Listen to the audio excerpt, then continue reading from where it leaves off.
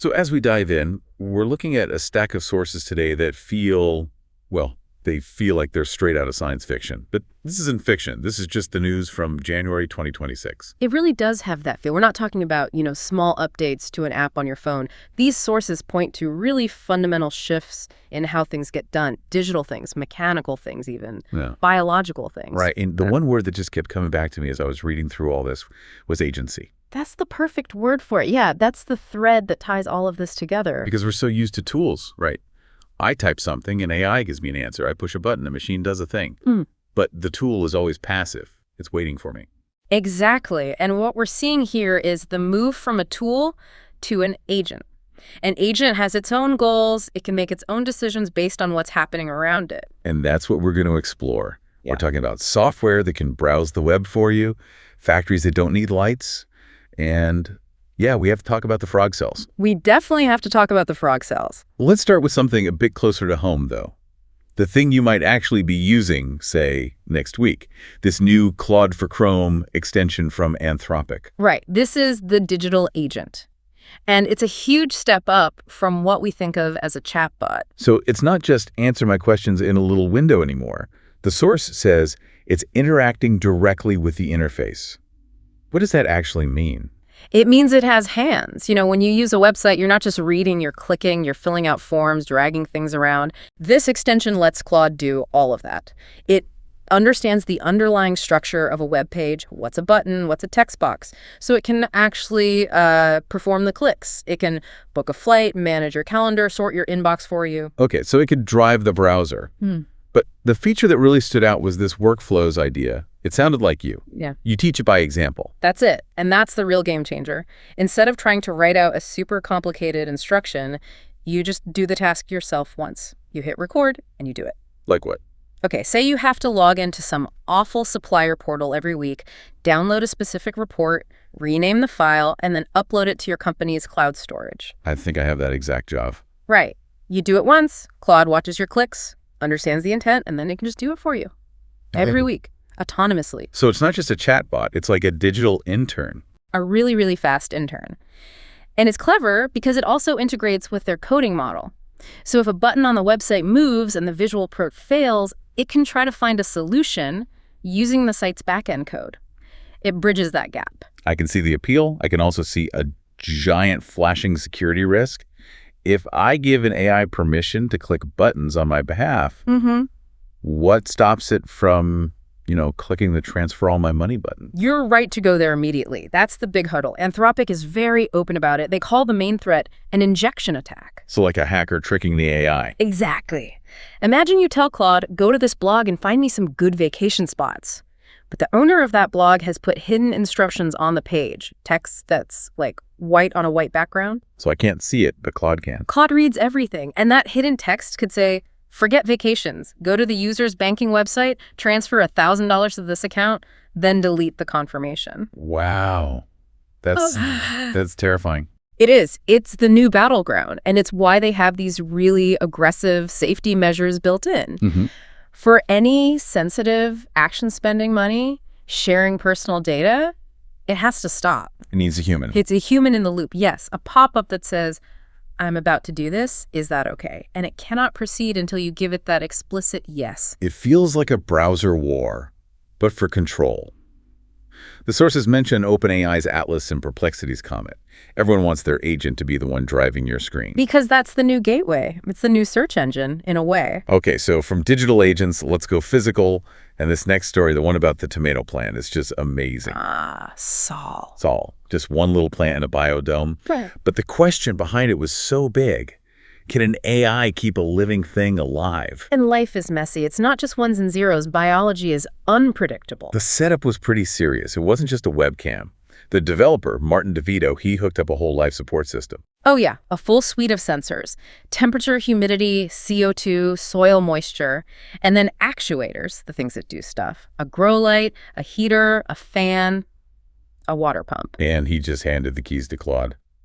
For 43 days. For 43 days, 24/7. Every 15 minutes or so, Claude would get a data dump. Here are the vitals. And it had to decide what to do. Turn on the light, add some water. So how did it handle memory? I mean, an AI's context window is finite. Yeah. You can't remember 43 days of minute-by-minute temperature readings. It couldn't. So DeVito built what he called a sleep cycle for it.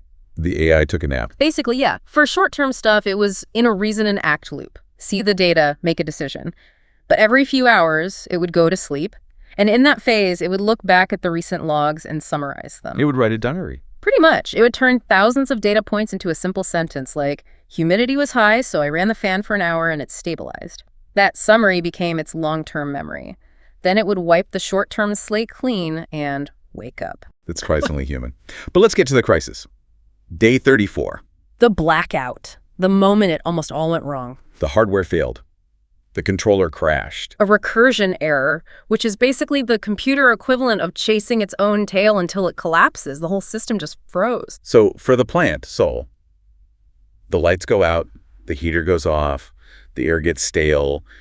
It's just sitting in a cold, dark, dying box. And it stayed that way for hours. When the system finally rebooted and Claude woke up, the data it saw was an absolute disaster.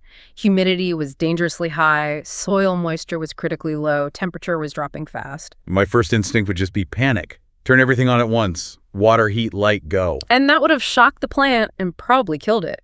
But Claude didn't panic. It performed triage. The sources list the exact order of operations. It's incredible. First thing it did, lights on. It reasoned that photosynthesis had to restart immediately. That's the plant's engine. Yeah. Second, heat mat on, warm the roots.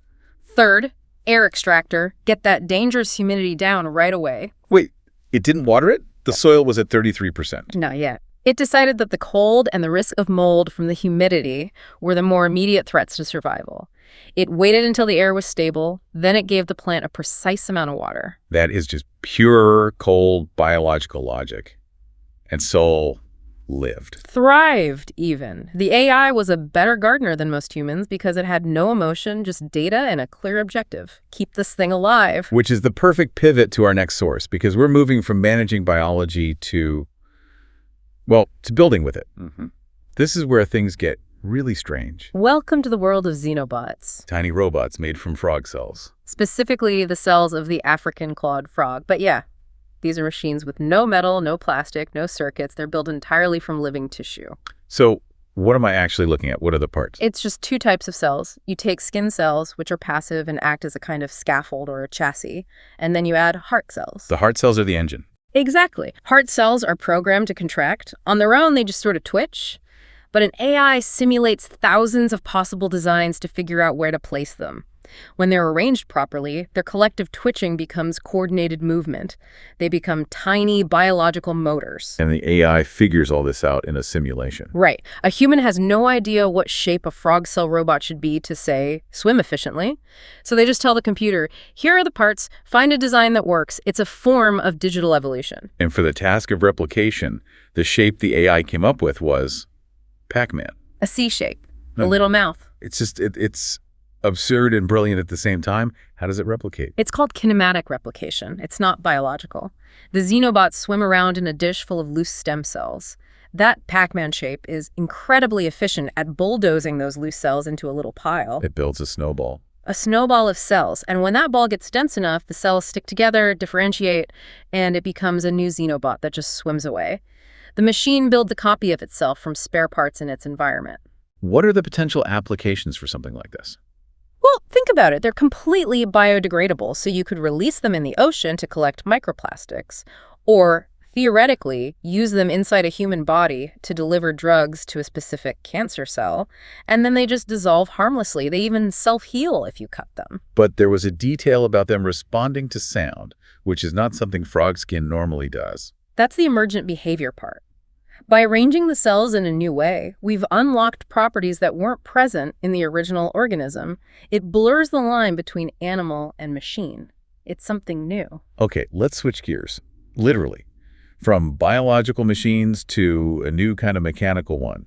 These liquid gears from NYU. Yeah, a total reinvention of a thousands-year-old technology. So when I think of the gear, I think of interlocking teeth.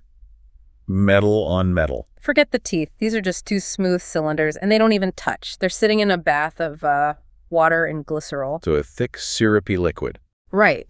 And it's the viscosity of that liquid, its stickiness, that transmits the force. As the first cylinder spins, it drags the fluid with it, and that moving fluid pushes the second cylinder. Okay, that makes sense.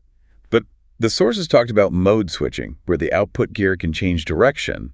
How? It's all about fluid dynamics. If the cylinders are close together, the fluid gets churned between them, and they spin in opposite directions, just like normal gears. Counter-rotation. Got it. But if you pull them a little farther apart and spin the drive gear faster, the physics change. The fluid stops churning and starts flowing in a smooth loop around both of them, like a little conveyor belt. And suddenly, they're both spinning in the same direction. You can reverse the output just by changing the speed and distance. Yeah. No complex gearbox. None. It's incredibly elegant. And it's perfect for soft robotics. If you're building a robot to handle delicate things, you don't want crushing metal gears. If a liquid gear gets jammed, it just slips. Nothing breaks. But I'm guessing it's not very powerful. You wouldn't use this in a car's transmission. No, it's not for high-torque applications. You lose too much energy to heat. It's for delicate, safe, non-contact work. Which brings us to the final source, the one that ties all this agency together.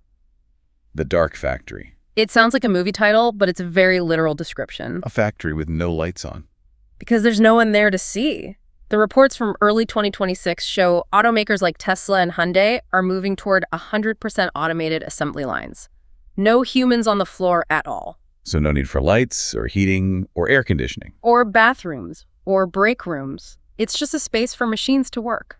Hyundai is planning to use the Atlas robot from Boston Dynamics, the one that walks on two legs. But it's not just about swapping human workers for robot workers. They're actually redesigning the car. That's the key takeaway. It's called design for automation. Robots are incredibly precise, but they're terrible at, for lack of a better word, fumbling with things. What do you mean by fumbling? Think about a car's wiring harness. It's this big floppy bundle of wires.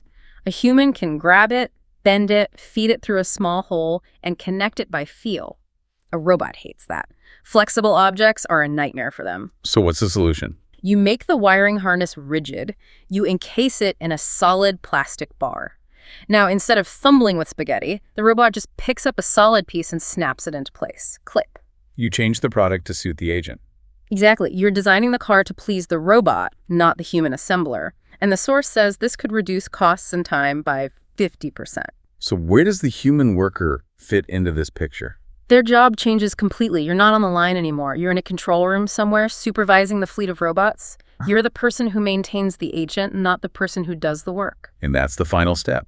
Digital agents working for us online, biological agents working in petri dishes, and now industrial agents working for corporations in the dark. We're stepping back from doing the work ourselves. We provide the intent, the agent does the action. That's the new model. It's a powerful framework, but it leaves me with this one last thought. If an AI can keep a tomato plant alive better than I can, and a factory works more efficiently in the dark without any people, where exactly do we fit in the new lighting plan? That is the question, isn't it? The meaning is still our job. For now. For now. Well, on that cheerful thought, that's all the time we have for this deep dive. It's been fascinating, as always. Before you go, a quick request regarding the show. This is Le Podcast de Flip. Please help us to reach 2,000 subscribers and share our podcast.